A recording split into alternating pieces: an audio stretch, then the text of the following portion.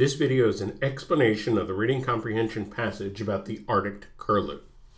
This could be watched in conjunction with any question about the passage, and of course each question itself is explained in its own video explanation. I will say if you're doing multiple questions about this passage, I would urge you to do all those questions first before watching this video, and that way you'll answer all the questions with your own understanding of the passage. So let's look at this passage. There are just two paragraphs. The Arctic curlew, a once common wading species in the tundra, has reached endangered status in a mere few decades. So there we get a factual statement, this bird is endangered.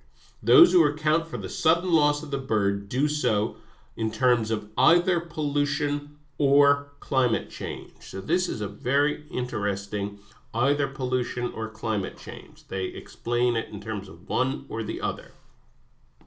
Then we get two researchers. Fagan notes how hydrocarbons from oil tankers, that would be pollution, hydrocarbons from oil tankers have increased in proportion commensurate to the decline in the number of Arctic curlews. He believes that the birds not only ingest the hydrocarbons while wading in polluted waters, but that they also feed on worms and small fish that themselves have accrued modest amounts of hydrocarbons. So in other words, Fagan is explaining it in terms of pollution only. It's pollution only that has decreased the Arctic curlew.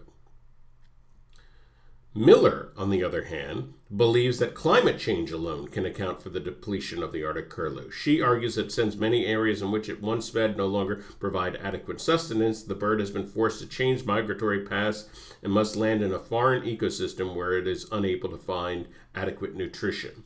So she explains it only in terms of climate change.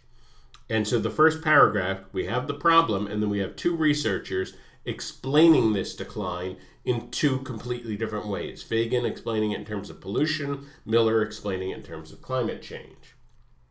The second paragraph is interesting. It says, both theories, however, are somewhat correct, but not in the way that either Fagan or Miller would have likely anticipated. The theory positing that the hydrocarbon birds ingest affects their ability to navigate contains elements relating to both climate change and pollution. That, in other words, it's actually the combination of these two things that is doing in the birds. For example, when a curlew ingests a tainted fish, its ability to navigate for several afterwards is diminished, and it will often veer from its traditional path.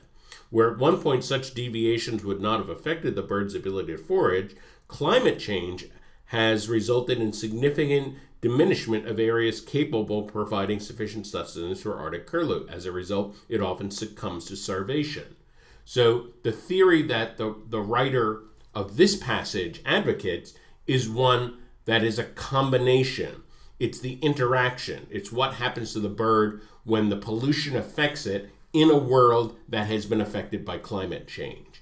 And the double whammy is what does in the bird. The fact that the pollution causes it to lose its ability to navigate, and then because climate change has reduced the number of viable areas, it winds up landing someplace where it can't find food and it starves to death.